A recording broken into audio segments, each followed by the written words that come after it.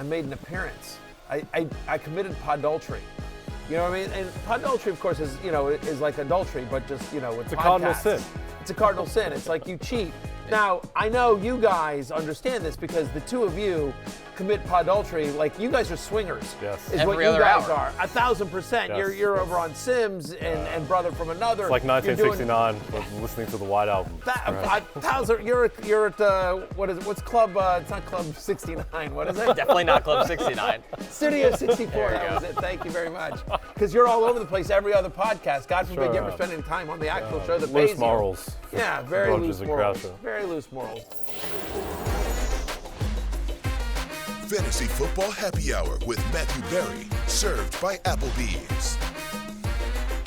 All right, welcome to the Fantasy Football Happy Hour with two frequenters of Club 69, Lawrence Jackson and Mr. Berry, as he's known to Listen, some. here's what happens. I just want the viewers to know what happens. Connor Rogers, Jake not here, Croucher, by the and Lawrence Jackson, what happens, they come to NBC and they throw their keys in the bowl. It's like another key party, and like all the producers come by and they pick out keys, and then you find out what show you guys are going on as well. Lawrence Jackson is a massive podulterer. If you follow him on, if you follow at Lord Don't Lose on any form of social media, and I highly recommend it, you see all the clips of all the shows he does that aren't us. Yes. Yeah, I mean, he's out there. He's throwing it around. That's why I'm back today, so I could re-up on these fantasy football happy hour clips, but I don't know what type of clubs you be going to, though. I don't know nothing about no Club 69, nothing. I don't know. One of the great That's an polygamists. absolute lie. Yeah. You absolutely know. You absolutely know. Maybe I might. Do we want to address the Detroit Tigers hat? Yeah, I was just asking you off camera, are they a good team? So, you told me they was a 500 type of team, right? So when the Detroit Tigers start to make that push, you said they got a lot of good young players, Yeah, right? they're on the rise. All right, so I'll break out the traditional Detroit hat when they're actually good. Then I can hop on that bandwagon properly because that's what I do in baseball. Yeah. All right, well, we'll try not to talk about Tariq Skubal and Spencer Torkelson and stick to football. As far as I know, you made those names up. Yeah, what he said. But happy opening day to those who celebrate. Yes, sir. indeed. By the way, you might think, oh, hey, is that who drinks free today? Opening day. Absolutely not. I'll tell you who drinks free today, and I just want to call attention to it right now. It's producer Steven and his lovely fiance Christy. Yes. Even lovelier than producer Steven. They're getting married next week. Yes. In Orlando. I believe at Universal Studios. I believe literally, I think just below the Hulk ride. Is Like actually literally in there. Yeah, like right okay. in there. Yeah. Somewhere between the Spider-Man ride and the Hulk ride, I think, yeah. And how many of us will be in attendance? Absolutely none. Yes. No, Yeah, I ain't made the cut. None of us made the cut. Producer Steven was like, Christy and I want, our loved ones, not the people we're contractually obligated to deal with. Not one person made the cut. Well, maybe we'll make it to his next wedding. Maybe, exactly. Wedding number 2. That's what we're working on. But hey, anyway, congratulations. Congratulations. To, Yes. Stephen Yes, Christie. indeed. Stephen and Christy. Eternal Welcome to the happiness. club. Welcome to the club. Absolutely. Yes. So, producer Yes, Steven. club marriage as opposed to Club 69. Yes, exactly. Yeah. Very important. Yeah. Anyway, happy nuptials to the lovely couple. Yeah. We can't wait to. Next time we see producer Steven, he'll be a married man. Yep. Connor Rogers isn't here, by the way. He is out, so I'll be He running might the be ship going to today. the wedding. I wonder if We he don't made the know. cut. Yeah, maybe that's why he's I know not here. we- He low key, like that's where he going right Yeah, now. that's right. where he Planning his trip to Florida. Yeah, well, he'll be back at some point, we think. But we got a lot to get through. Today we're going to get to your way too early rankings, Matthew. We'll go through the Rotoworld Player news, some news affecting my man Najee Harris, Sure. Cordarrelle Patterson and co. And then we'll get to your free agency reactions because we haven't spoken to you in a little while. But let's start off with your way too early rankings, Yeah, Matthew. I mean, and the rankings have been out. I mean, they came out right after the season, but I think we actually published them like before the season ended. But now that free agency, kind of the dust has settled, if you will, on free agency, and we have a pretty good sense of where most people are going to land. We're still waiting, obviously, for the NFL draft. There's a few people that are out there that we'll get to. But, so this is an updated, way too early top 50 2024 rankings, of course, available for free. Rotoworld.com, NBCSports.com. I am a company man. Okay, well, let's So what take a jumped look. out to you, Jay? Well, let's take a look at the top 10 straight away. No surprise, Christian McCaffrey he is number one, I think probably in a tier by himself at this point. And then you have familiar wide receiver superstar names, Tyreek Hill, CeeDee Lamb, Jamar Chase, Justin Jefferson. Breece Hall, RB2, and Bijan Robinson, RB3. We'll get into that. Your ride or die, Amon-Ra St. Brown, who I want to mention and go into a bit more depth. And then Kyren Williams and Jahmyr Gibbs, they round out the top 10. Was there any thought about having anyone but Christian McCaffrey at number one?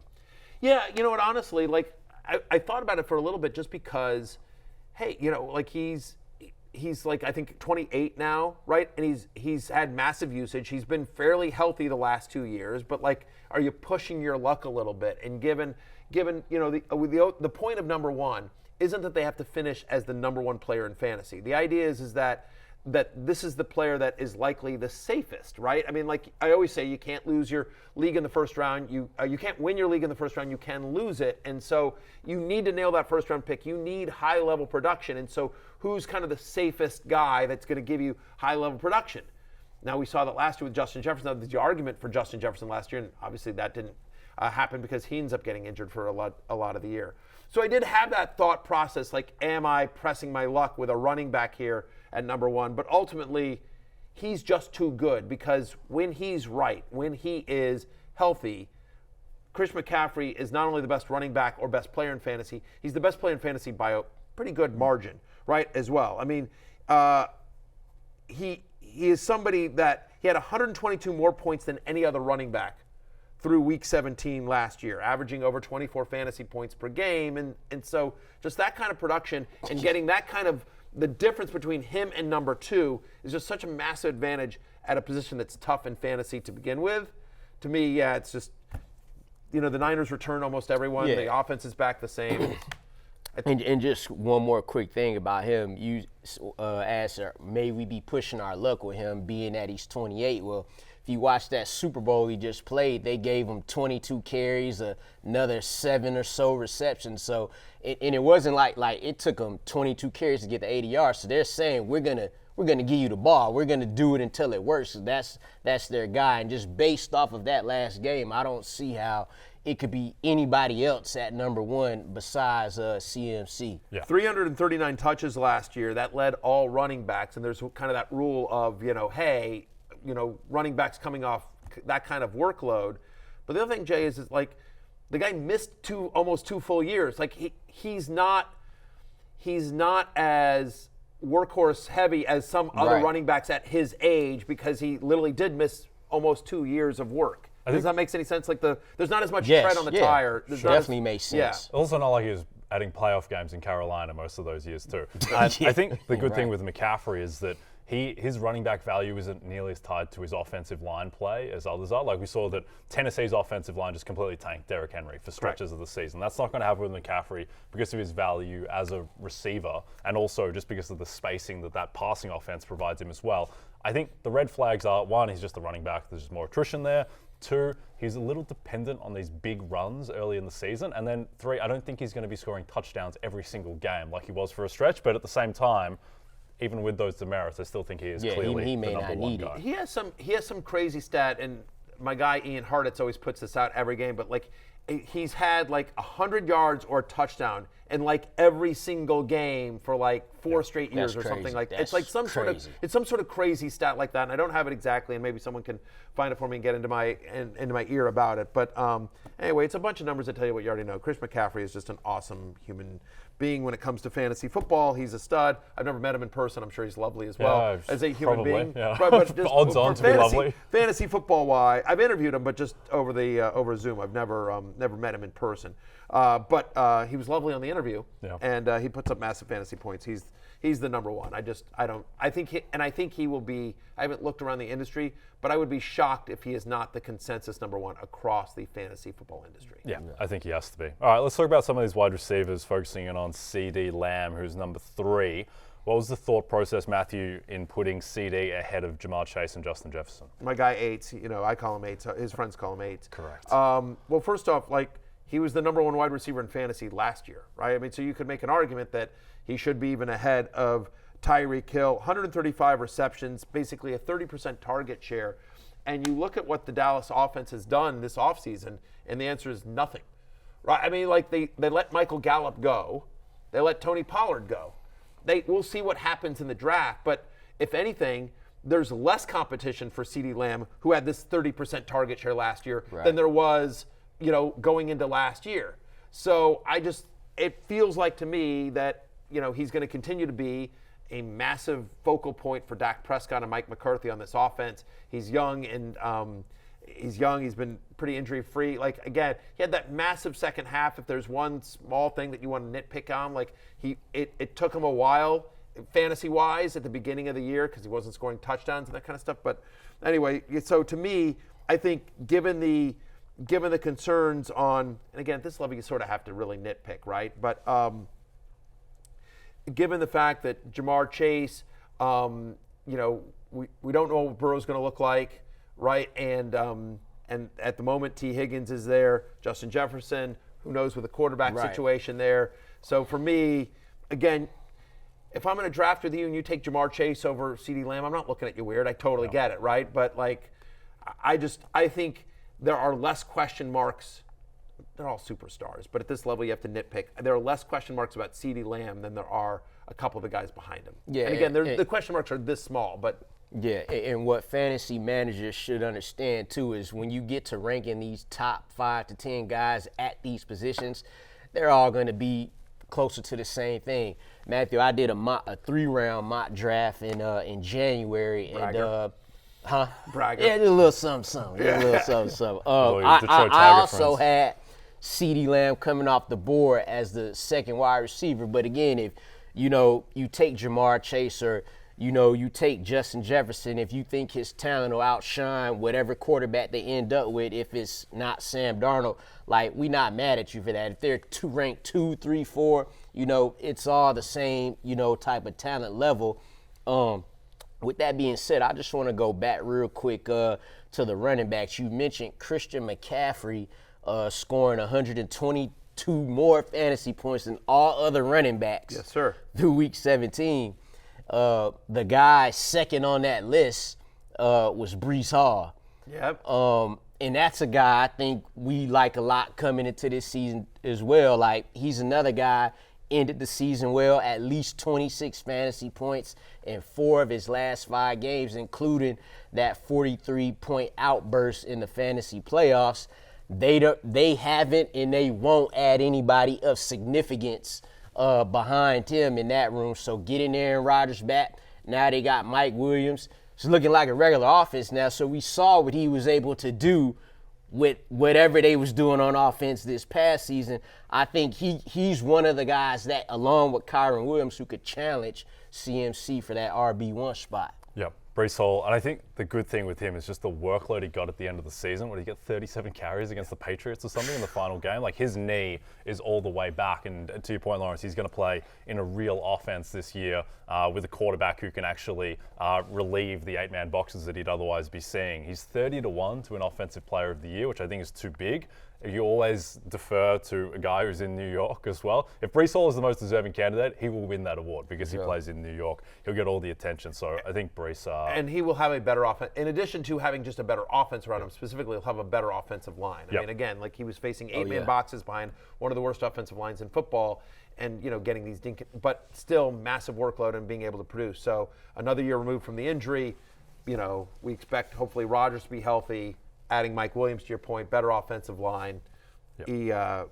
He should have a monster year again. He's my number 2 wide receiver. Number 2 running back, I'm sorry. Just going back quickly to CeeDee versus Jamar Chase, I think what people sometimes don't just feel enough is the fact that one of these guys plays in a dome and the other guy plays outdoors in cold climates. It's a massive shift that Dallas plays in a dome and also that CeeDee Lamb plays in the NFC East against an Eagles defense that really struggled last year. Commanders, Giants defenses aren't terrifying. Nope. Meanwhile, Jamar Chase has got to play 6 games against the Baltimore, Cleveland, and Pittsburgh defenses. They all project as top 10 defenses, and it's cold. It's cold in all those cities. So I think that hurts. Also, Joe Burrow, I think he'll probably enter the season fine. he's just a more injury-prone player than Dak Prescott because he gets sacked so much more, and he's got to go up against those pass rushers in that division. So that's why I'd have CeeDee over Jamar as well. Let's talk about Kyren Williams, Lawrence. What are your expectations for him after breakout player of the year? Arguably, he's number 9 in Matthew's rankings, sandwiched in between 2 Detroit Lions, Amon-Ra, St. Brown, Jahmyr Gibbs. What are your expectations for Kyren? And I have Bijan ahead of him, so he's my number 4 running back, number 9 overall. Lawrence, is that where you have him? You have him higher, lower? Where are you at Kyren? Where are you with Kyren this year? Yeah, like I was saying just a minute ago, I have him at running back 2. Okay. Again, because I got Breece Hall at 3, Bijan at 5. Again, the Rams, they didn't add anybody in free agency of significance. They still got the same guys behind them, Zach Evans, Ronnie Rivers. I don't think anybody's in the draft that's going to come and take his spot, and they're using this guy like they did Todd Gurley a few years back. Like, it took 1 week of Cam Akers getting 22 carries for 29 yards for him to say, all right, we need to make a move. We need to let this young guy do his thing. And if he didn't miss those 4.5 games, he was going to lead the league in rushing.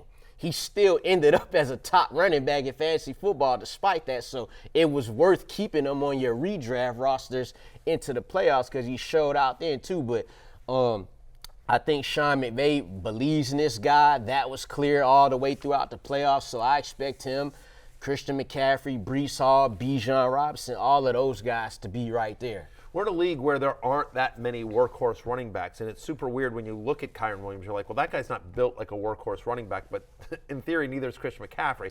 We talked a little bit earlier, Christian McCaffrey, 339 touches, led all NFL running backs. Okay, that works out to 21.2 touches per game.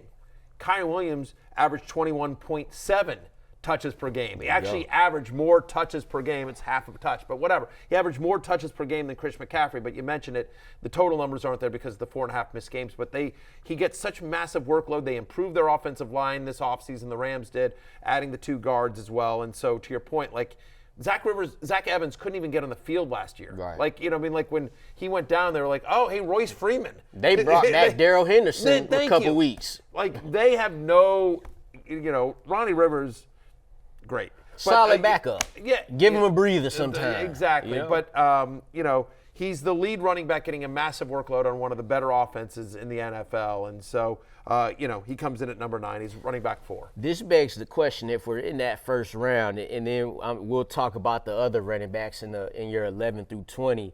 What do you feel about making sure you get, could you see fantasy drafts going on these running back runs, knowing, because we'll go into drafts knowing which running backs are the ones who are going to get those 20 touches per game. So could you see guys like Jamar Chase fall back a little bit, for those running backs that we know can get those 18 to 22 touches? I think the opposite will happen. I think because last year one of my big draft strategies was just basically, like, we talked about this in the preseason the entire time, Lawrence, and you were with me, Jay, you and Connor. We all talked about this. We're just basically, in that the 4th, 5th, 6th, 7th round, there were all these guys that were going to get what we called cheap volume, right? And now we thought it was going to be Cam Akers, not Kyren Williams, but we talked about the James Connors of the world, that guys like that just sort of that we're going to get, kind of this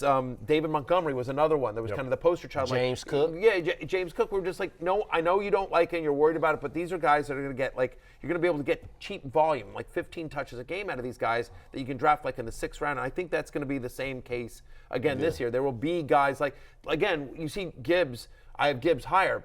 But, it's not like David Montgomery's not going to score double-digit touchdowns this year. You know what I mean? James Conner, once again, will have, we're going to get there, but I'm with Arthur Smith in Pittsburgh. I'm actually back in on Najee and Jalen Warren. Yes. Because no one's going to like them. Where they're going to be drafted is going to be so low, and those guys are both going to touch the ball 15 times a game. Yeah. They're not going to let Russ throw it. And, so my point is I think there are I think what will happen is because of last year, because there was such success of, non-big name running backs, that I think you will Gus Edwards is another guy that's going to go way too low in see, drafts. my thinking was, will that switch? No, See, and I'm saying people go trying more- to find that receiver instead. No, but I it's think they harder go- to do that. I think it will be a lot of zero RB. That will be a even more popular draft strategy. Again, we got a long way to go till August, but I just feel like that's going to be. People are going to want to go wide. You'll be more likely to see in drafts people go wide receiver than running back, which used to be the norm. Yep. Yeah. Before we move out of the top 10, just quickly, Matthew, your ride or die, Amon-Ra St. Brown. Just a quick note on him. He plays 14 games in domes next season, which is huge and really important. Also, just love with Amon-Ra, just for his floor, the fact that he plays in the slot so much, I just think is so key, where he's got that Cooper Kupp, Michael Thomas thing where, okay, well, if Sauce Gardner or L'Jarius Sneed is at whatever, you just move him around. You can get off of the harder matchups because he is so versatile. And I just think that with playing so many games in domes, he's not going to have these Jamar Chase games in like frigid conditions in Baltimore or whatever. Well, by the way, not only is he playing a bunch of games in domes, but you know who else is playing a bunch of games in domes? Is Jared Goff. Yeah. And that's the whole thing. Like Jared Love Goff that. in a dome Love is it. great. And so when Jared Goff has time and is in a dome, he's as good as any quarterback in the NFL. I'm not saying he's Mahomes, but I'm just saying, like, for our purposes, can he get the ball to Amon-Ra St. Brown? Can he get the ball to Sam Laporta? Can he lead drives down to get them in scoring position? And the answer is yes. Yes, he Jared can. Jared Goff is an above-average quarterback, and I would argue he is borderline elite when he is indoors and the offensive line is giving him time to block. Again, that was one of the brilliance of the Detroit Lions postseason run, and they should have beaten the Niners, is their protections. They were, I was talking with like Jason Garrett and Deb McCourty, and they were talking to me about how brilliant Dan Campbell and Ben Johnson were in terms of how they adjusted the protection of the offensive line. Like they constantly were doing different protections to keep Jared Goff in a clean pocket. And so those two in 14 dome games, pretty awesome. By the way, their division got weaker. I mean, I think the Bears will be slightly better, but the Vikings slightly Packers will worse. be good, but Packers will be good, but anyway. they should be leading. I mean, they just run a ton of plays as well, even with how much they run the ball. I think Jared Goff was second in the league in pass attempts. Like they just have the ball a lot because they are so good at staying on the field. And for St. Brown being in that slot a lot, that also leads to, the slot guy oftentimes is the first read. That's oftentimes the guy that you scheme to get open, which we know that's what they do for Amon-Ra St. Brown. They also lost Josh Reynolds. We'll talk about that in a little bit. And not that Josh Reynolds is, but like that's a guy that was getting, He was 6 wide receiver targets a 2 game, for right? them. Josh Reynolds no longer there. Sam Laporta coming off of a major injury. We'll see how, is he there does he start the season on the pup, or is even if he's not, is he slow, like kind of stuff. I know he limped through the playoffs and everything like that, but so we'll see. We'll see on Laporta, but that's my point, right? Is just Amon-Ra is the focal point of that offense. Well, what about Donovan Peoples-Jones in this offense? How you feel about that? Is he on the Lions? Yeah. Right. Unbelievable. I will say, Jared Goff gets a ton of And I don't think criticism. Jameson Williams gets the volume that, He's just a different player as He's well. a different player. It's been tough for him to get on the field in significant action, which sort of like is And they're eyebrow saying raising. Dan Campbell said a while back he'll have a chance to. You want to hear him say he's the wide receiver too, not he has a chance and he was picked 12th overall. Right. Yep. No, exactly. And then Khalif Raymond, like, what are we doing? It's Amon-Ra St. Brown, it's Sam Laporta, it's Jahmyr Gibbs. Yep. And anyway, so yeah. But before we move, The last sun thing, Jared Goff gets a ton of criticism, and I don't think he really showed up in that NFC title game, I thought, against San Francisco. Like, they didn't lose that game because of him. He played really well in that game. The previous NFC title game he played in New Orleans, tough environment, he showed up for that game.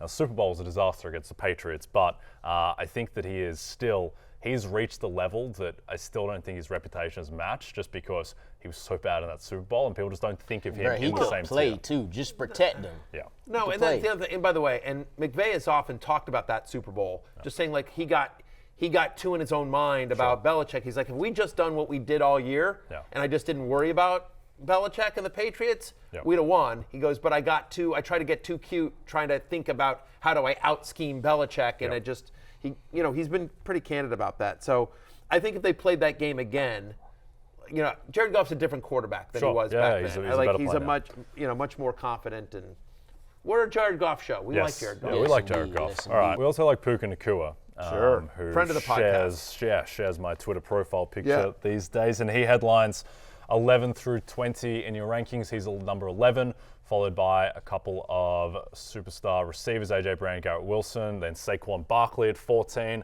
now a Philadelphia Eagle. Still looks weird to see the Eagle next to Saquon. Jonathan Taylor, number 15. Then we have Nico Collins, Brandon Ayuk, Drake London, and then closing out with a couple of Bills, Josh Allen and Stephon Diggs. Matthew, you want to start off with Nico Collins, who I think is maybe, of these players, maybe the highest upside receiver, just because you look at some of his advanced stuff. In terms of yards per route run, I believe it was Tyreek Hill number 1 last year, and Nico Collins number 2. Like, that's how good he was, and he could be absolutely a top 3 wide receiver if things goes right. He played 13 full games with C.J. Stroud last year, averaged 18.8 fantasy points per game in those games, averaged 91 yards per game in those games, and you sort of feel like this Texans offense is just sort of scratched the surface. And so Nico Collins was a preseason sleeper for me. I was also big on Tank Dell, obviously.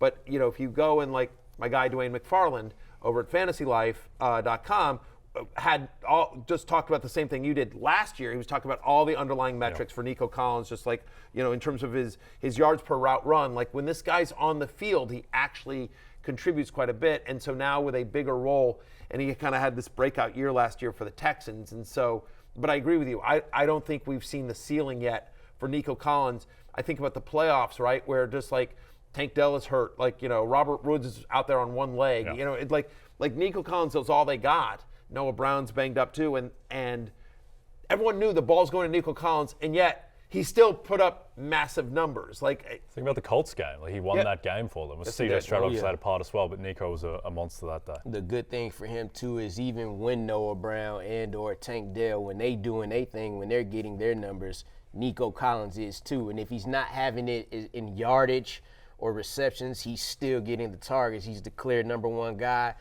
People are going to be looking to see if his season was a fluke, but with C.J. Stroud and him together, I think it's going to grow even stronger. It'll be interesting, right? Because again, I think as we talk about some of these situations, we mentioned, I don't know he's a running back, but Kyren Williams, all the same offense, all the same people around him, right? Ben Johnson back in Detroit for Amon-Ra, St. Brown with Jared Goff, and so Nico Collins. Same offensive coordinator, same head coach, same quarterback, second year. It's now the second year with C.J. Stroud. It's now the second year in that system as well. And so you always feel good about, if this is what they did in year 1, now they've got the whole offseason to, really get into it. And you often see second year offenses, second year players, that kind of stuff, take even another step. So I agree with you. I think, I have Nico Collins at wide receiver 9, but would not shock me if he finishes as a top 3 guy. Yep. He's got that kind of talent and opportunity. All right, Lawrence, going to give the floor to you to talk about Detective Drake London, your man from your beloved Atlanta Falcons, who was previously number 40 in Matthew's rankings, surged up to 18. Biggest riser with Kirk Cousins now in town. Like, how good can Drake London be? Well, I think that rise is warranted because one thing's for certain, when Kirk Cousins is your quarterback, that is a fantasy-happy offense. Like, that is proven. Falcons pass, oh my Lord, looking at those pass offense rankings, 31st in 2022, 22nd in 2023. I can guarantee you that's not going to happen with Kirk Cousins, straight drop-back passer. And for Drake London, we've seen what he's been able to do despite the quarterback play in his first 2 seasons, has yet to touch 1,000 yards in a season. This is a receiver who should have had a 1,000-yard season by now. I think we'll see that this time with Kirk Cousins. So we've seen what Kirk Cousins was able to do with a rookie, Justin Jefferson. Now, a lot of that is the talent of Justin Jefferson, but now you get a guy who was a top 10 pick in the draft. Now you're going to finally get to use him. Old coaching regime gone, new in there. So with Zach Robinson as the offensive coordinator, sky could be the limit for London. 1,200, 1,300 yards is in play right here for him. Zach Robinson, obviously coming from the Rams, very wide receiver friendly system, Cooper Kupp, Puka Nacua, et cetera, Robert Woods back in the day. So I think, to your point, Kirk Cousins has supported a top 10 fantasy wide receiver in every year he was in Minnesota except for one. 5 of the 6 seasons he was with the Vikings, whether it was Justin Jefferson or Adam Thielen back in the day, he always had a top 10 wide receiver. Cousins, even when he was with Washington, like he can support a number 1 wide receiver. And the fact of the matter is that, you know, they're going to be playing in a dome. Like Drake London's lack of production has been entirely quarterback dependent, not his talent. Like, so I'm all in on Drake London.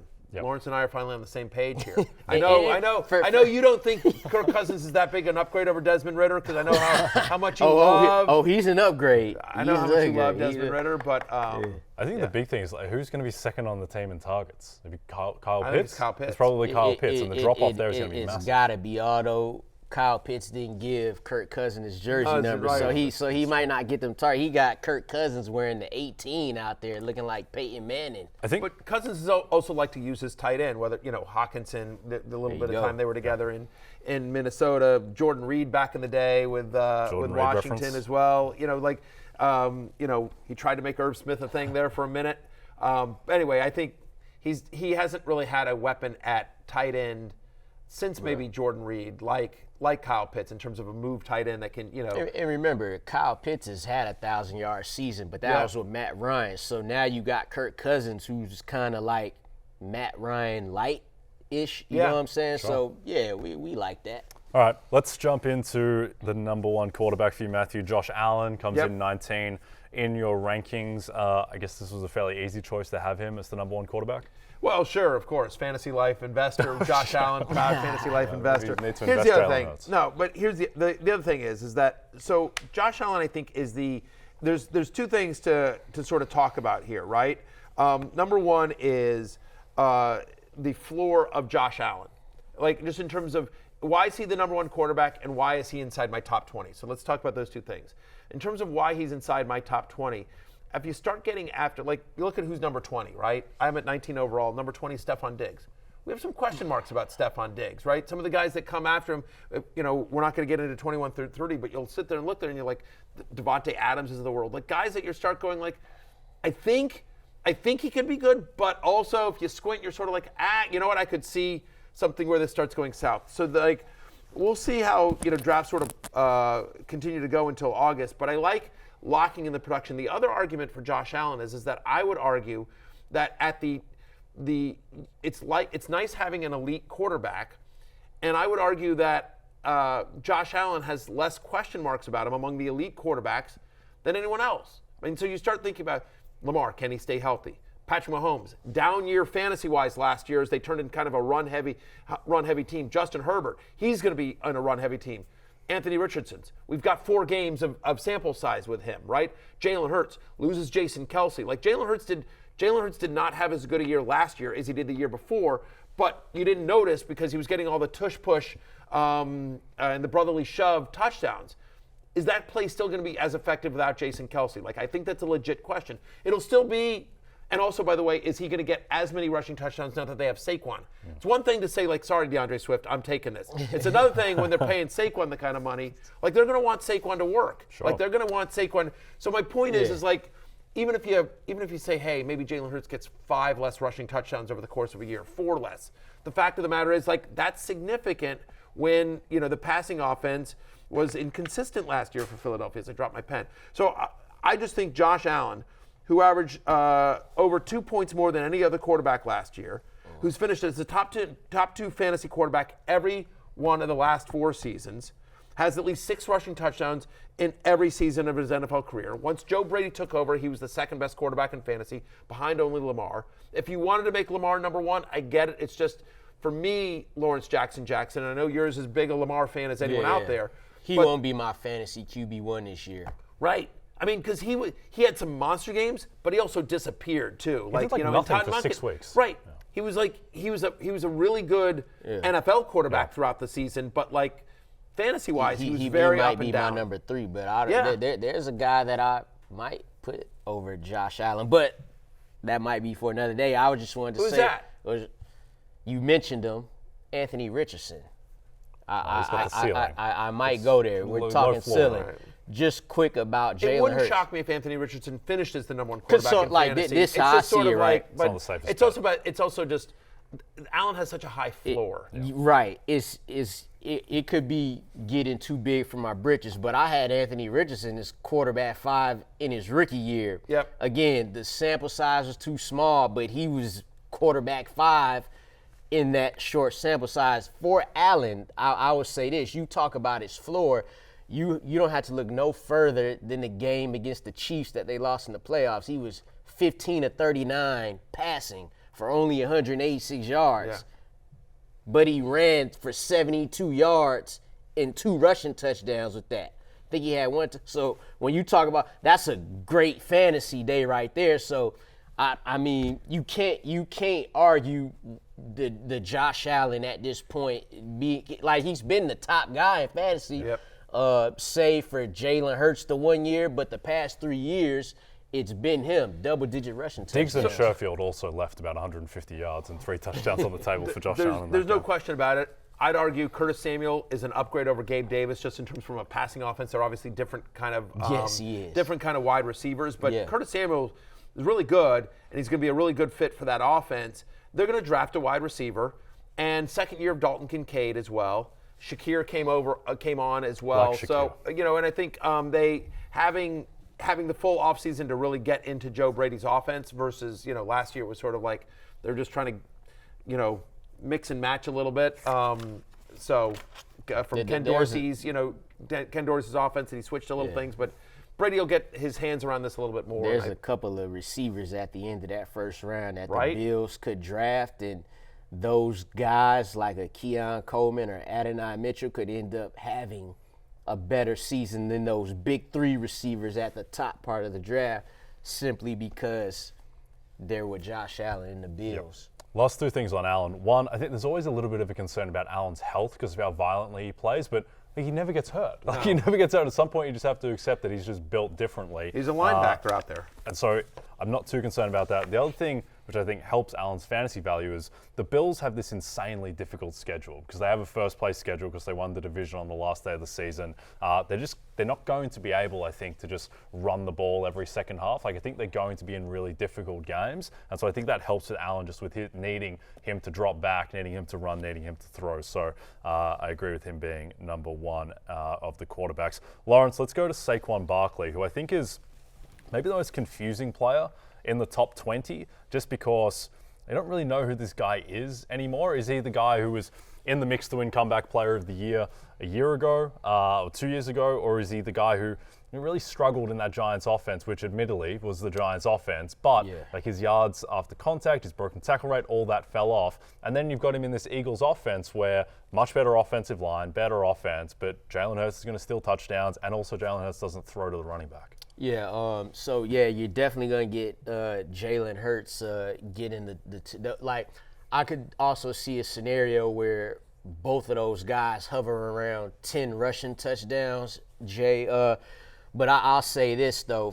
If you have questions about Saquon Barkley or, is he the same guy, just think about the questions that DeAndre Swift had coming into, playing for the Eagles last year with the injuries that he had, just not being used and wasn't as productive as we thought he could be. He parlayed his one season with the Eagles into a 3-year, $24 million contract with the Bears. The year before that, Miles Sanders rushing for 1,200 yards, and he parlayed that into a contract. We seen him with the Panthers. Now he's the backup running back behind Chuba Hubbard. So I think everything is going to work in Saquon Barkley's favor.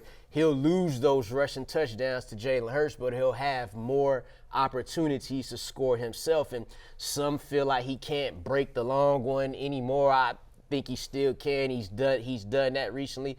Just the team, the aura around him. You heard his daughter say last week, like, "Hey, Daddy, we gonna win now?" He's like, "Yes, we're gonna win some games now." So I think I see Matthew has him at running back 6 right now. I said if he got to the Eagles, the Cowboys, or any one of these playoff teams, he should be considered. He should be in top 5 running back consideration, and here we are.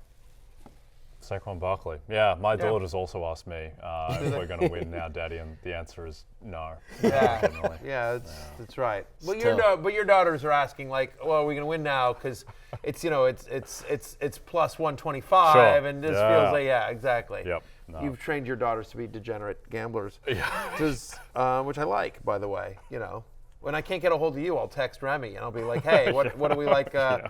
I need a line on the Orioles game tonight. So I have this bet on Kobe White in the NBA to win Most Improved Player. So I'm taking my daughter to Barclays Center tomorrow night to watch them play the Bulls. That's what fatherhood is all about. Taking your daughter to Bulls Nets. Are y'all both going to be wearing a Kobe White jersey? Because you definitely should. Yeah, we'll see. That'll help you will him to winning that award. Yeah, he's in a bit of a slump now. No, he prefers hand-me-down jerseys for his daughter. He gonna go with the New York Liberty. Exactly. Yeah, maybe I'll wear that. Exactly. Maybe I'll bring the Breanna Stewart jersey. All right, let's. What do like buy her an Indiana Fever jersey. Like get her a Caitlin Clark. Because they about to be up. Exactly. It's about to be up for the Indiana Caitlin Clark's Fever. going to be an Indiana Fever, and like get her on board now. Yes, that is. She is a juggernaut to herself. Looking forward to watching her in the WNBA. All right, not WNBA chat now though. It's baseball chat. Opening day is here. It's never too late to squeeze in another draft. So for those last-minute drafters, grab your Rotoworld Baseball Draft Guide. It's loaded with comprehensive positional rankings, projections, and player profiles to ensure your draft is a success. Visit NBCSports.com/draft guide and use code BASEBALL24 to get 10% off at checkouts. You can follow along how Lawrence's Detroit Lions go as they try to win the AL Central for the first time in many years. Sorry, Detroit Tigers. Yeah. I'm not a baseball Lions, fan, Tigers, There you go. they related. Good pickup. All right, let's get to some Rotoworld Player news now. Do you have a baseball team? Is it the Yankees? Who are your team? Who's your Just the baseball? Yankees. They're the closest to me. It kind of goes with my brand as well. Kind of villainous, going for loathed teams. I got like 6 MLB teams. Well, the thing is, I feel like it's whoever's hat you have. You suddenly got. the Atlanta Braves are like the best team in baseball, and you wear a Tigers hat. See, I have a lot of hats for them. I got my LA hats on deck, so I'm ready for. I got like my mid-tier team, but I got the elites too. So I can't, gotta be fair. Okay, well, fair. You're a terrible baseball fan. You're worse than I am. At least I'm like, my team is the Angels. I'm gonna win something though. Right. I'm going to win. Maybe that's fine.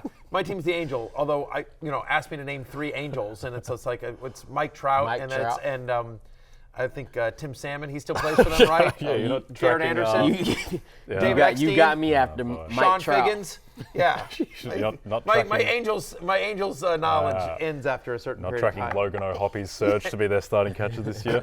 Okay, let's talk about the Pittsburgh Steelers. They have agreed to terms with Cordarrelle Patterson, formerly of Lawrence's Falcons, on a 2-year, $6 million deal for Cordarrelle. And he goes now to join a fairly loaded backfield with my man Najee Harris, my soulmate, and Jalen Warren in Arthur Smith's offense. I don't think that Patterson has any standalone value. No, not unless there's an injury to Harris or Warren, but it is, it's somebody who's familiar with Arthur Smith's offense that he used successfully in Atlanta, can fill a variety of different roles, especially when you think, I wonder if we get back to seeing him more as a wide receiver than running back because, again, Deontay Johnson moves on to Carolina. They're likely going to draft someone, but it's pretty much George Pickens at the moment, and they don't have much else in that room. So I could see him being more effective as being used more in the passing game than the run game for Arthur Smith. Yep. Yeah. Probably going to be more annoying than anything else. Yeah. Right? Hey, Cordarrelle Patterson, man, thank you for what you did for Atlanta, man. You brought a little spark, you know what I'm saying? We love Cordarrelle Patterson here. Yeah, we're a CPAT fan. Yeah, this is a show that's just pro CPAT. Just shout out to him for still doing it at 33. Indeed. Thank you. Thank you for looking at me when you said that too, by the way. You 33?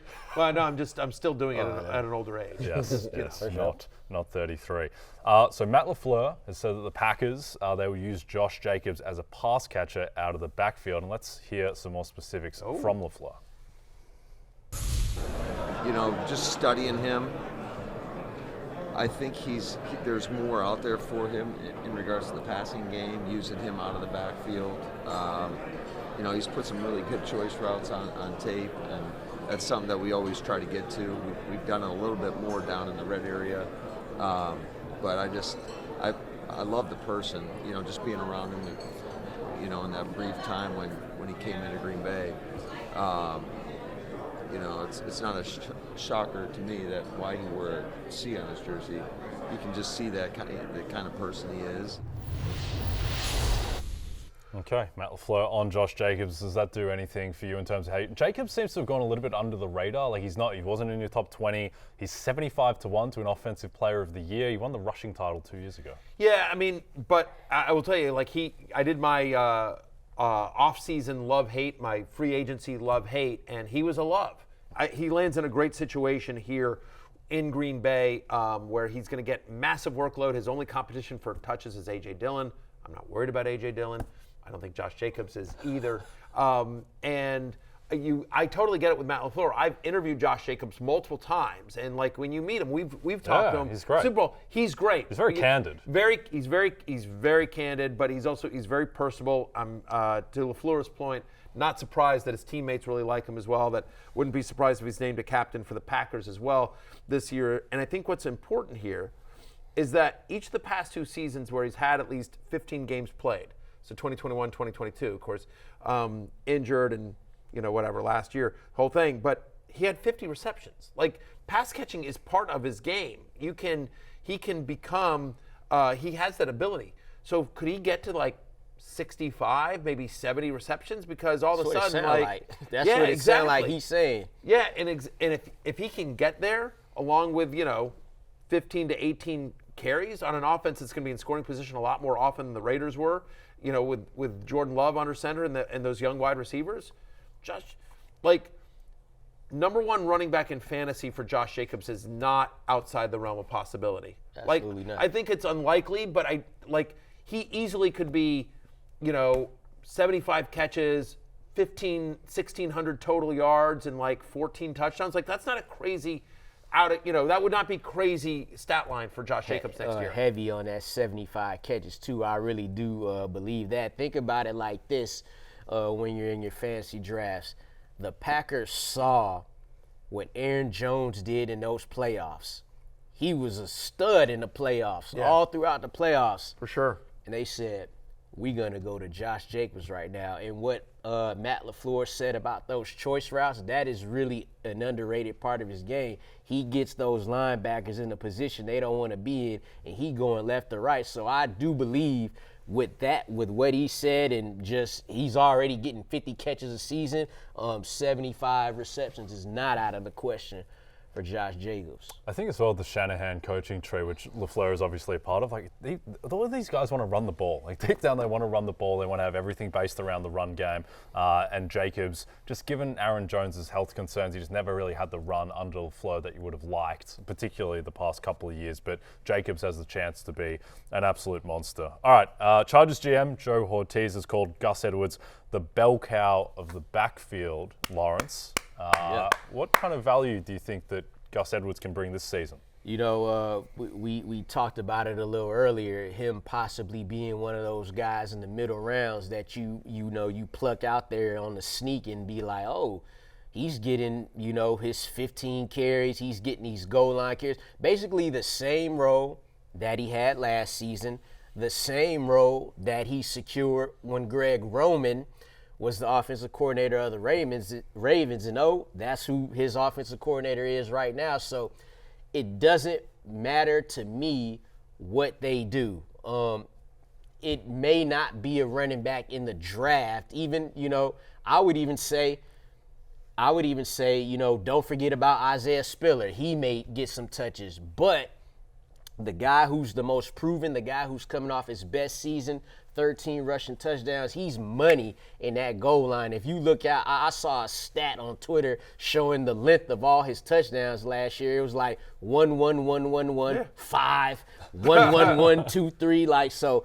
And you'd expect, a team with Herbert at quarterback, now with Jim Harbaugh, who is always successful with his offenses, you would expect Gus Edwards to get those same type of opportunities. Yep. Agreed there. I think he's going to be a draft day. I'm a little annoyed that Ortiz, because he was one of my big loves. Yeah. And then that was before Ortiz said this. I'm like, listen, to your point, they want to run the ball. Greg Roman's been an offense coordinator for 10 years. He's been top 3 in rush attempts in 7 of those seasons. Like, they want to run the ball. That's what Harbaugh wants to do. That's what Roman wants to do. And Gus Edwards, who's a better pass catcher than he gets credit for, they just didn't use him that way, but maybe they use him a little bit in that role. And so we'll see. I don't think they're going to bring in a ton of competition. Maybe they will. I was about to say, now, if they end up drafting Blake Corum out of Michigan, watch out now. I think it'll be more of a pass catcher, but there is a chance that because Blake Corum is another guy he's got a nose for the end zone around, so it's kind of the same thing. But we like it, Gus Edwards. He's going to be somebody that I think will outperform ADP. He won't be sexy, but he is somebody that is just going to get a ton of work, especially on the goal line. But there is a chance he could have some competition in J.K. Dobbins, Jay. Indeed, and J.K. Dobbins has been cleared for football activities per Tom Pelissero. Dobbins obviously has been cruelled by injuries his entire career. Do you think that there is any chance that Dobbins has the upside, where if he does land at a place like the Chargers, who he visited, that he could take over a lead role? Yeah, I mean, he's had the talent. I mean, this is a guy that came out of Ohio State and was considered like an elite prospect, and so the fact of the matter is like, as Pelissero notes here, doing some carrying of the water for Dobbins' agent likely. Dobbins, who averages 5.8 yards per carry in his career, expected to take visits soon. One of those visits is going to be with the Chargers, where he potentially could be reunited with Greg Roman, his offense coordinator in Baltimore, and of course Gus Edwards, his running back roommate in Baltimore. So we'll see. We'll see where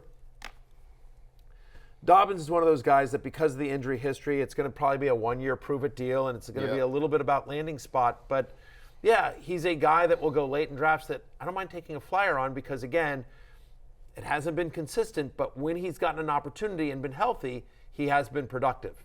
Yep, clearly has the pedigree. All right, Lawrence, former Bills and Patriots running back Damian Harris announced his retirement from the NFL. Harris has dealt with injuries a lot. I don't think there's too much to say here outside of just best of luck to Damian Harris. He had some great patches in his career with the Patriots, and he's a great soldier for that franchise. Made a nice little tandem with Josh Jacobs at Alabama a few years back too.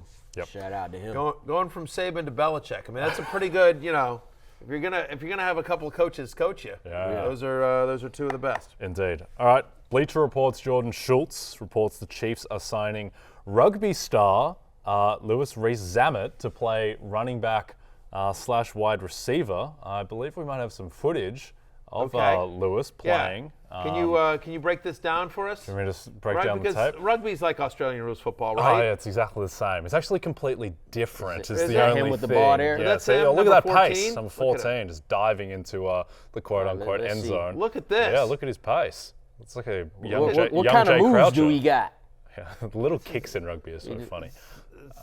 So he diving into the end zone. So- Looks good. He's got a fan base. Here's some footage of him, trying to play actual football, catching. Is that you, Jay? Yeah, wow. Oh my God. That's like got- it's like a bigger, more muscle-bound Wes Welker out there. Right. He's like he's like fast. what Kadarius Toney should be. Yeah. Running back, wide receiver, but he actually catches the ball and stays healthy. You probably don't want to get in front of him. I'll say that. No.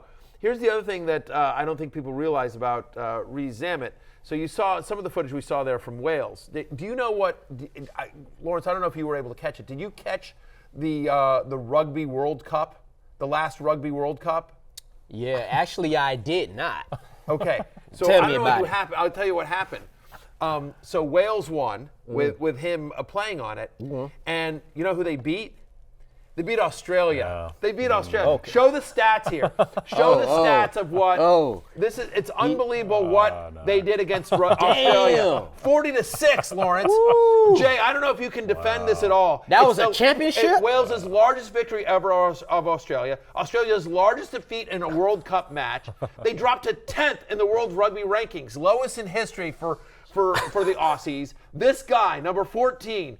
Louis Rees-Zammit, just completely just taking a dump on Jay and his entire heritage. He actually said your name after the exactly. He's just like, this is for Croucher. I'm doing this to Croucher. Yeah. And so now, like, Australia actually might have to, fold up like the one Recede. man. We get relegated. Yeah, to, you might get relegated to different galaxy. Yeah, exactly. to a different planet. Yeah. I mean, it's unbelievable what this guy did to you personally. I know. The good thing is so 2 of my 3 daughters were born here in America and are American citizens. So I believe that actually technically makes me an American now. So I'm just going to claim Team USA, big LeBron James type guy, big Landon Donovan type operator. Wow. So wow, that's how crazy this Zamet guy was, Lawrence, is that he just literally made Jay renounce his citizenship. Yeah, You didn't play no rugby back in your day? No, so the thing is, and very brief tangent, in Australia, half the country cares about Australian football, then half the country cares about rugby, and I was in the half that cares about Australian football. So I know about as much about rugby as you two guys do. Wow. I'm an Australian football Well, guy. you just learned something now. Yeah, that my 40-6. country got absolutely destroyed. They might have needed some help from you. Destroyed. Indeed. It was like the bad guy in Kangaroo Jack, just absolutely destroyed. Good to get in a Kangaroo Jack reference. All right, let's talk about Brian Callahan, who said that Calvin Ridley, his role will be very similar to Jamar Chase's role in the Bengals offense. Calvin Ridley, Matthew, is one of the great enigmas coming into the season, like very high ceiling, low floor. Yeah, I mean, wide range of outcomes for Calvin Ridley here. I think. Let me give some context here. I think what he means when he says the Jamar Chase role is just that they're going to use him a little bit more in the slot, right? I mean, so Jamar Chase, 35% of his targets last year came from the slot. Calvin Ridley just 16%. So they're going to use Ridley more in the slot, and they'll also use him more on the short yardage. I mean, a lot of times they would use Jamar Chase as sort of their run game, if you will, like these little slants, these little bubble screens, and that kind of stuff. Because last year, 44% of Chase's targets were 5 or fewer air yards, whereas Calvin Ridley, under 20% of his targets were 5 or fewer air yards. So I think that's what he means. Probably trying to use, expanding his route tree, try to use him on some short stuff, try to use him out of the slot, try to move him all over. All that said, Calvin Ridley, he ain't Jamar Chase. No. He's just not, right? And Will Levis isn't Joe Burrow. So, it's a nice thing to say. It's kind of a catchy little quote. And we certainly would like Calvin Ridley to have an expanded route tree, and certainly the way they're paying him, you would expect him to have a big part of this offense. But he's one of those guys that we just don't know, because he had some moments of brilliance last year, and then he had moments that he just disappeared. And now he's going to a brand new team with a lesser quarterback than Trevor Lawrence. We have high hopes for Will Levis, but he's not Trevor Lawrence at this stage of his career. He's definitely not Joe Burrow. So, we'll see. We'll see on Calvin Ridley. I think with Ridley, he's the type of guy where if you're in your draft and it's not going well, and then you need to take a really high upside swing, then you might want to go with Calvin Ridley. That's a good way to put it. Yeah, there's a lot of variance there. Yeah. But he also wouldn't shock me if he's wide receiver 35 next year. Yep. Too. No, that is in play. Lawrence, Dolphins head coach Mike McDaniel said the team has made an offer to free agent Odell Beckham Jr. Odell had a weird year in Baltimore, is anonymous in the playoff game, but did have stretches towards the end of the season where he looked like Odell Beckham. Yeah, he showed that he could be a value to an offense. Coming here to the Dolphins, I would have, lower expectations than what I did him going to the Ravens, because obviously they got Tyreek Hill. You got Jalen Waddle, that's 2,000-yard receiver. Well, hell, Tyreek Hill is a 1,700-yard receiver. Then you got Waddle, who's a 1,000-yard receiver, but he could be a nice compliment to them. But I don't think we'd be going into drafts saying, well, who do you want? Like last year we said, who do you want, Zay Jones or Odell Beckham? It's not going to be no question about that. He'll be a good piece for that offense from a real football perspective, because he's a different receiver than them. But, coming off of 35 receptions, 565 yards, and 3 touchdowns, that's about what you probably would expect from him if he signed with the Dolphins. You hit it on the head. He's going to be a better NFL player.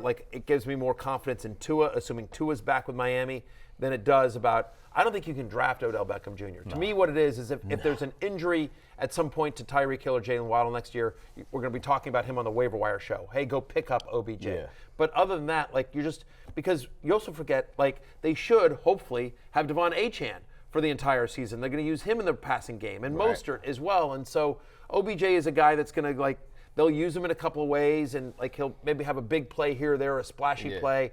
it's another weapon for Tua. It's another weapon for McDaniel. But in terms of consistent fantasy production, I just don't see it unless there's an injury. Yep. Well, I think a guy who might outperform Odell Beckham this season is my man Josh Reynolds, signed by the Denver Broncos, formerly of the Lions, to a 2-year, $14 million deal, Matthew. I mean, Josh Reynolds, there aren't a lot of players on the Broncos who are going to steal targets from him. Yeah, I mean, other than Cortland Sutton, listen, I'm Marvin Mims. At cost, I'd much rather have Marvin Mims. I think, again, let's figure out what their quarterback situation is going to be, because I still don't think we know just yet. And we'll see if Cortland Sutton's on the team come August, because he was rumored to be traded, as was Judy. Judy's already moved on. Cortland Sutton is still there. But, you know, if they go into the season with Marvin Mims and Josh Reynolds, like, I prefer Marvin Mims. But I think Josh Reynolds is a nice piece. I don't know that he's going to have a ton of fantasy value. You've got, you know, Tim Patrick coming off the injury as well. He'll be there maybe. So let's see how this all shakes out. But I thought it's nice money for Josh Reynolds, who had, other than this second half against the Niners, had a really good season. It's a tough second half for Josh Reynolds. I mean, like, Detroit had to move on after that. Like, that guy can't, you know, it's unfortunate, right? It's like he had brutal. He had 2 really, really bad plays at the worst possible moment. Just, you know, awful Tell you what, drops. if you're Jameer Gibbs, you're so happy. Well, you're not happy about it, but it was good for his memory of that game that Josh Reynolds did what he did. Gibbs had the costly fumble that really cost them dearly, but Right behind the line of overshadowed. scrimmage. Yeah, Josh Reynolds catches that ball on 4th and 2. The Lions are going to the Super Bowl. They may well have won the Super Bowl, Detroit. So anyway, tough scene Tough for the scene. Lions. Crazy. But anyway, like, what percentage of NFL fans do you think know who the starting quarterback of the Denver Broncos is right now? I'm not sure it's more than 50%. 10%. I was going to say, Who It's who Jarrett is- Stidham. Jarrett and Stidham, I would Ben assume. DiNucci is, but I mean, I assume that the they're quarterback going to isn't draft. on the team. I assume they're going to draft But I mean, somebody. Jarrett Stidham's the Jarrett incumbent. Oh, Stidham. no, I Sean will say- Payton's stubborn. Yeah. They signed him to like a 2-year, like a $10 million deal last year, didn't they? They signed him like to pretty good backup money, I I'm guess. not sure I mean, Sean Payton's going in the season with that operation. But no. A lot of questions about that Denver offense. Yep. A lot of questions about the Denver roster as a whole. You see some people floating around trying to trade Patrick Surtain. Who knows what's going on? out there. Their starting quarterback is likely not on their team right Yes. now. It's probably going to be a rookie. Yep. They're going to be one of the teams that drafts a rookie. A lot of, another team that may draft J.J. McCarthy, rookie Bo for- Nix maybe. Bo Nix, Michael Penix. Michael Penix. Another team who was in that discussion to draft a quarterback who may not have their starting quarterback on the roster right now are the Las Vegas Raiders. But head coach Antonio Pierce said QB Aiden O'Connell has earned a chance to compete for the starting quarterback job. Lawrence, what do you think the chances are that AOC is the QB heading into the season? With Gardner Minshew there, I'm gonna say Gardner Minshew starts there to start out the season. He got the $15 million there for the 2 years. Pro Bowl quarterback Gardner Minshew. Pro Bowl. Don't matter how you got it. I'm just saying. Pro Bowl. Yeah. Him and Tyler Huntley. Thank you Pro for Bowl putting that out quarterback. there. Hey, look, the Colts was playing for the division in Week 18 against the Texans with Gardner Minshew at quarterback. We know he's an up and down player, but that's why he's a backup, and that's also why Aiden O'Connell has a chance to compete with him to start. So it'll be close, but we saw the Raiders win games with Aiden O'Connell not even throwing the damn ball. So toss up, but I get an edge to Minshew. Lawrence, they were competing for the division on the last day, but do you know why they lost the division? Because Gardner Minshew couldn't complete a wide open screen pass to Tyler Goodson. Right, Yeah. right, and that's exactly why Aiden O'Connell has a chance Kid dropped to win it. the. It wasn't the best it wasn't pass. a great pass. It wasn't a great pass. It was behind but, like, It was they both not a good messed up that pass. play, I think. But It was behind it. the both point did. remains, they was there. They could have been in the playoffs with Gardner Minshew, but the reason they weren't is why Aiden O'Connell has a chance to beat them We out. like Aiden O'Connell, by the way. Friend of the podcast. sure. He's He's been on the great. show Shout a out couple to of Aiden times. O'Connell. I Very like normal, lovely guy. him. Yeah, was a super fourth great. round pick, Yeah. starting games and beating the Chiefs. So we'll you know, yeah. I also don't think it necessarily matters who the quarterback is of the Raiders. Like, you know, Devontae Adams is going to get. We'll see if Devontae Adams is still on the team come August. But Assuming he is, him and Jacoby Myers are still going to get the majority of the work on a team that's going to run. That's what Antonio Pierce wants to do. He wants to run the ball. I think it's going to be a lot of Zamir White and play good defense. That's what the Raiders are going to try to be this year. Yep. Okay, last item. Patriots head coach Gerard Mayo said Jacoby Brissett could absolutely be the team's starting quarterback next season. Now, he has been before. Yes, he has been before, and he may well be. Again, I wouldn't read a great deal into this, Matthew, just because the Patriots seem to be entertaining offers potentially to trade the number 3 overall pick. So you want to give that illusion that maybe you are fine just drafting a wide receiver. But what do you make of this news? Yeah, but I would agree with it. I think it depends on the Patriots are having internal discussion. I assume. I don't know. This is not me reporting news. I'm just assuming. I assume the Patriots are sitting there going, all right, Mayo's now the coach. And so, hey, where do we think we are? Do we think we're a quarterback away from competing, or do we need to really rebuild this whole thing? And if we're like, hey, if we need to really rebuild this whole thing, then you know what? If somebody's going to offer us a ridiculous haul for the 3rd pick to get me either Drake May or Jaden Daniels or J.J. McCarthy, whoever's there after the first 2 picks, maybe we do that and we go for a year with Jacoby Brissett, who is a perfectly fine and serviceable starting quarterback. He'll get you 8 wins. He'll get you 7, 8 wins.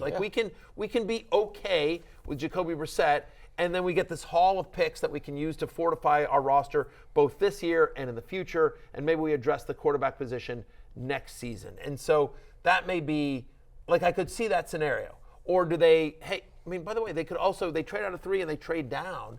Did they trade with, I'm making it up, but did they trade with Minnesota, sure, right? Mm-hmm. And now they've got 11 plus some other picks, and maybe Bo Nix is there at 11. You know what I mean? It depends on their own internal draft board. They may be we think the difference between, I'm making it up, Drake May and Bo Nix is not as much as the difference between having the 11th, the 22nd, and a number 1 next year, and a linebacker or whatever it is. You know what I mean? Whatever haul they get. So I do think, I will say this.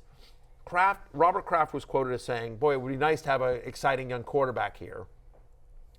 But I also do think that if internally they just believe, hey, you know what? We're more than a year away, and it's more valuable to us to get the haul that we can get for 3 than it is to, draft whoever. And Brissett is back with them for a reason.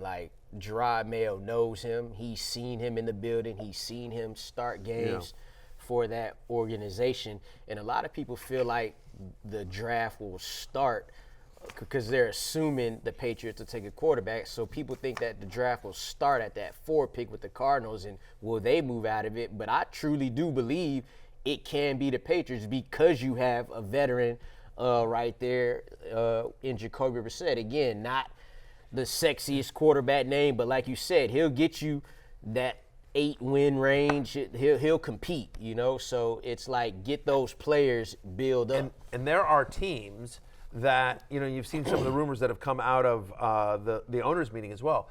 There are teams that could, again, it all depends on how your draft board reads. But if the Giants are willing to move up, they're at 6, right? So the Giants could say hey, we'll move up to 3, and and the Patriots be like, we're good with whoever's there at 6. Yeah. We don't have a huge difference between any of them. So we're happy with getting whatever haul we can get from the Giants and taking whoever's left at 6 versus, the Giants may say we love Drake May or we love Jaden Daniels or whoever they think is going to be there at 3. And they may not know till they're let's see who the Commanders take. And then bingo. And then we may, hey, if our guy is there at 3, we're willing to trade up because the Patriots may be we're good with whoever's there. Or whatever. Anyway, so there are teams that need a quarterback that could trade, Raiders, Giants, Vikings, Broncos. Yep. It's going to be a fun draft. It's going to be a really fun draft. We will be breaking down, by the way, we will be here draft night, both nights, doing quick reaction videos.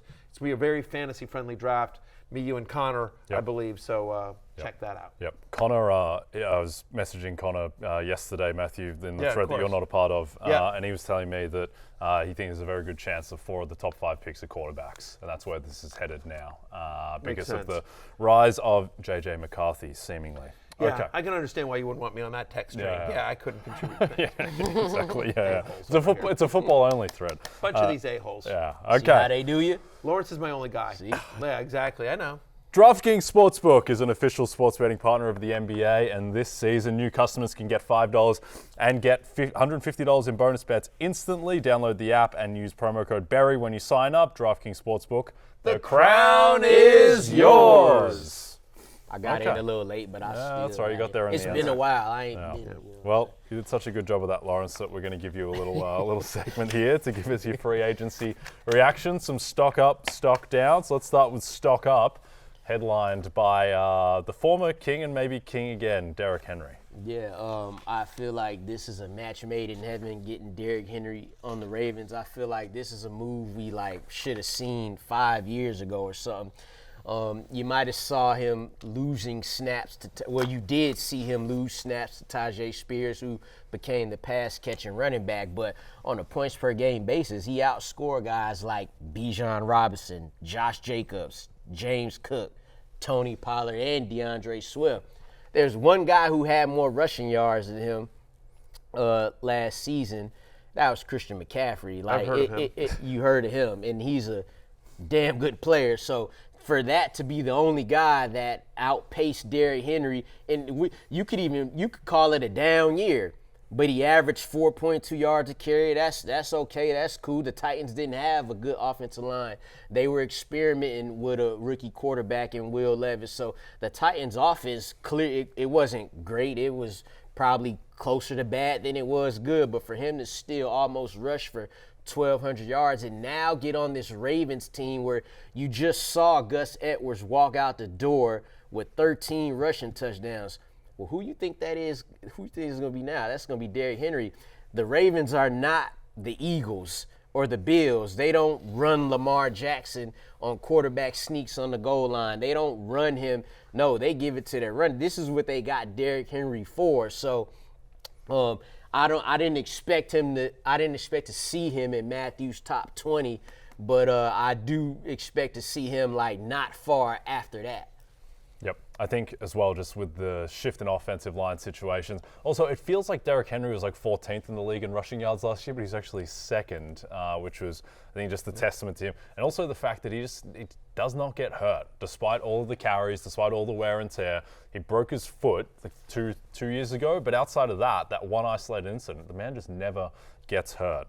Another picture of durability is Joe Mixon, who is second on your stock up, Lawrence. Yeah, I mean, I think he just kind of made a lateral move, and I don't mean that in a bad way. He went from one good offense to another. Now he's with C.J. Stroud, and they're building over there. If you just look at what Devin Singletary did from week 10 on, when he was the starting running back, he was running back 16 from week 10 to the end of the season. In that same span, Joe Mixon was the running back 3.